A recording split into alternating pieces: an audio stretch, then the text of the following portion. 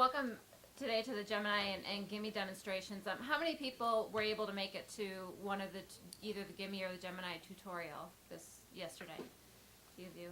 Yeah, really? Okay. We thought it would be good to have a separate demonstration session to allow people who weren't able to make it to one or the other and wanted to, get an idea of what it was about. To come and see, and also to, in a tutorial, of course, you can only go so deep into the functionality, so allow you to see maybe some of the more advanced features or some new features that might be coming up. So today we're just going to give you, about a half hour or a little bit more demonstration of each of the I&M tools, and kind of show you what's out there and what you can play with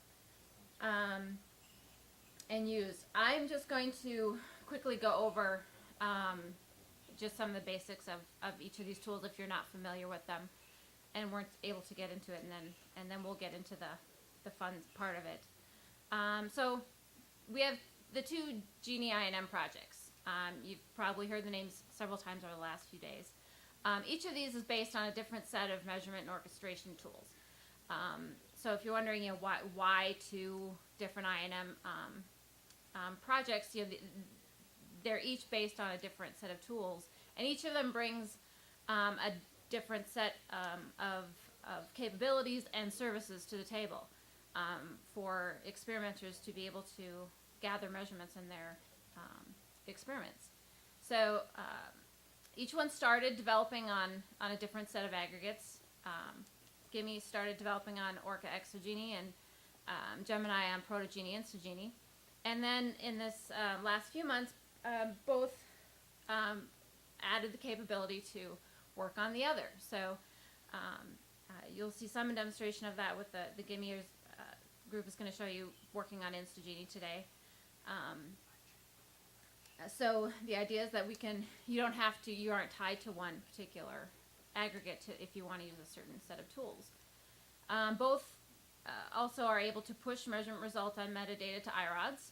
Both of them have been integrated with the GENI portal now to allow authentication, so you don't have to have separate accounts for each of these. And both have live graphing capability. These are just some of the the high-level similarities and differences between the two. Gemini provides the blip measurement collectors, which is basically a very rich set of active and passive measurements. It's extensible with script and schema definition to allow you to add further measurement collection to that. The services that Gemini brings to the table are UNIS, the Unified Network Information Service, or UNI, which provides topology and service information and measurement metadata. And it also has the measurement stores. And the GENI desktop provides configuration and visualization, and you'll see a lot of that functionality today, as well as providing various operations on your resources. And some of the key things that Gemini allows you to do, makes it quick and easy to install and configure these collectors on your slice. So you can set it up with either starting out with a Gemini installed image, which makes the installation faster because a lot of the tools are there. But you can also start with your own image if you want to install your tools on there, and it will install the tools that it needs onto that image. It also provides the ability to schedule active measurements as you're going along, and access the live graphs and data from those measurements as the experiment is going on. And it allows you, as I said before, to perform operations on one or many resources at a time. GIMI, on the other hand, is based on the OMF and OML tools. It has an existing set of what we call OMLified measurement tools, but it also is easy to support, add support for your own measurement tools, just writing a wrapper on it to allow it to push that information into the OML server. So the services that GIMI brings to the table are the OML server, as well as LabWiki, which is the web interface that allows you to plan, prepare, and execute your experiments using the OMF experiment definition language.